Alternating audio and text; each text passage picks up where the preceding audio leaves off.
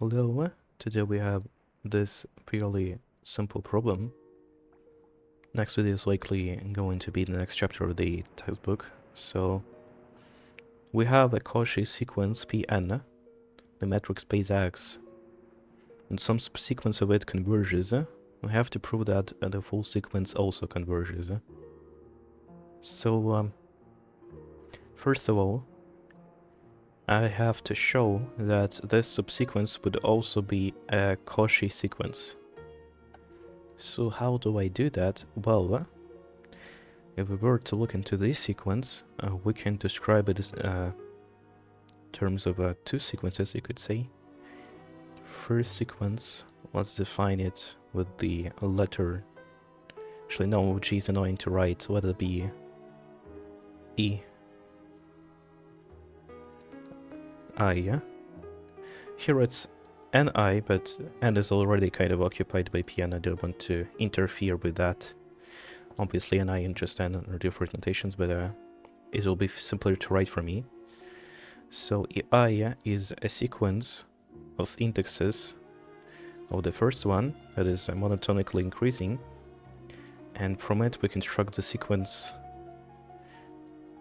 PEI. It's the same sequence as this one. I just decided to know it differently for convenience sake. So first of all, we're to take the first sequence, which is Pn, for every epsilon greater than 0 exists capital N, such that for every m and n greater than or equal to n, the distance between them is gonna be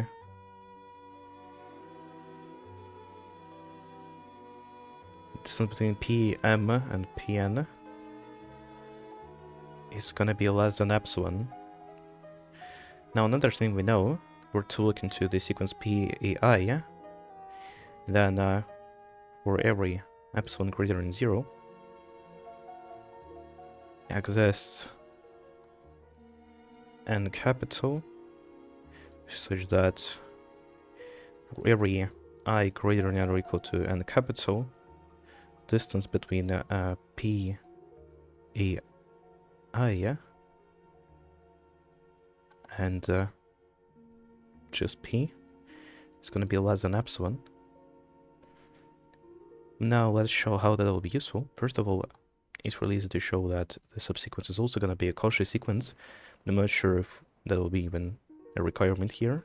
We could probably shortcut.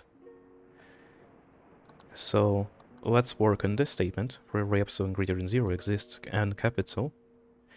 Now alternatively, there exists some other letter. Here it's n capital, but I don't want to overlap the naming, so let's call it P capital. So that for every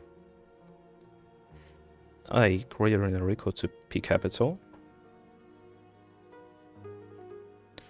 for every I greater than or equal to P capital, the distance between P, A, I, and P is going to be less than epsilon. Now how do we tie this all together? Well, notice how n capital is an index, and EI is also going to be an index, so essentially what we can do is we can grab the P as an index. Let's grab EP, capital, and N, and let's take the maximum. Let's call it some new letter, such as I, capital. In order to look at I capital, then the distance between P, I capital and P gonna be less than epsilon.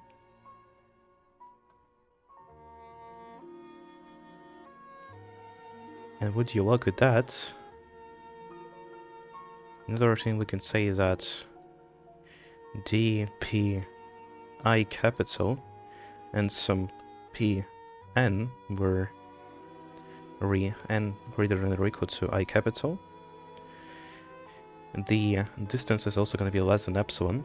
Now to tie all of this together, distance between Pn and P is going to be less than or equal to distance between Pn and Pi plus distance between Pi and P. And both are less than epsilon, so there's going to be less than 2 epsilon. In other words, distance between some arbitrary Pn and P is going to be less than epsilon, no, less than 2 epsilon, given again that n is greater than or equal to I. It's less than 2 epsilon, so what we can do is say that for every epsilon greater than 0, we can pick epsilon 2 as epsilon over 2, and for this epsilon over 2 should essentially this n and p such that we could get I, so exists I such that for every n greater than or equal to I, the distance between Pn and P is gonna be less than